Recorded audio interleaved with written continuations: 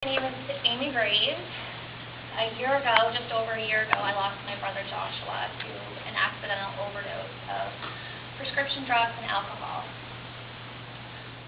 After his death, I just had this urge to scream it from the mountaintop, tell everybody I knew what happened and how it happened, and how easy it is for these kids to make one small choice that affects and actually, changes the rest of their life.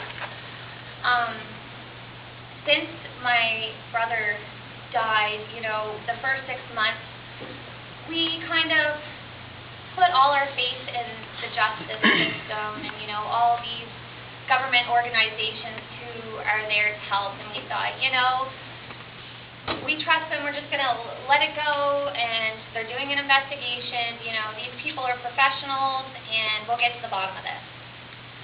Well, when my brother's toxicology came back 6 months later, we realized what we had suspected was true. He had died from drinking about less than a pint of alcohol, so it wasn't a large amount, and he took 11 milligrams of Dilaudid. It was one pill that was cut into 3 pieces, so it wasn't even a whole pill.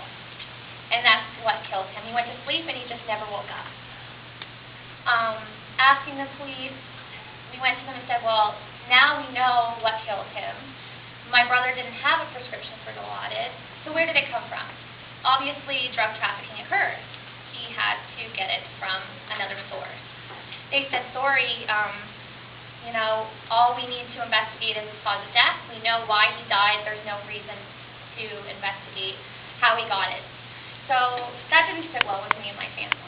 I had pictures of the party. My brother's final moments were posted on Facebook for the world to see of this party.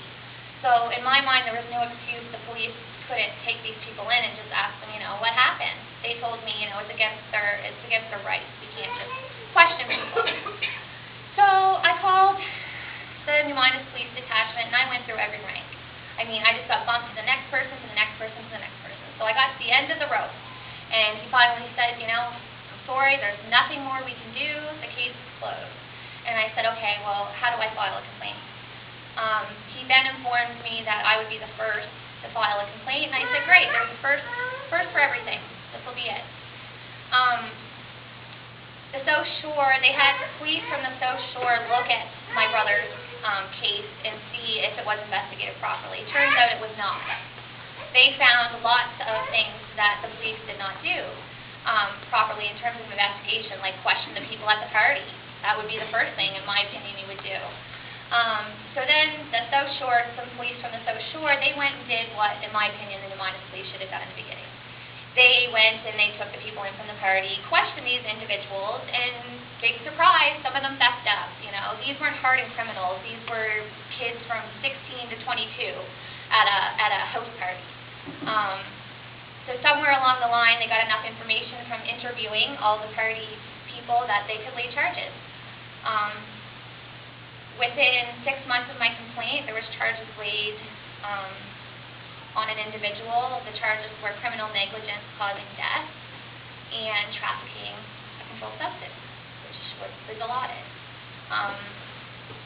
Ever since I brought this to the public light, I feel like I've just kind of been a lightning rod. All of a sudden, all these people from across the province. In the beginning, I thought this was an Annapolis Valley issue. I really did. I knew it was happening before my brother died, but I thought someone's taking care of it, right? Like, it's not my job. There's lots of health professionals, there's politicians, someone's going to bring up the issue. It's not my problem. And then when my brother died, I realized, you know what, it's all of our problem.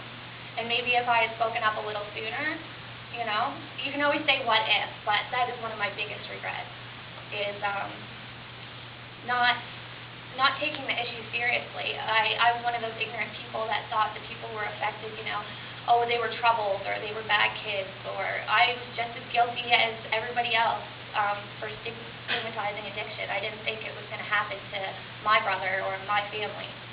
So my goal now is to be a voice for, my brother and all the other people we've lost, that their families just don't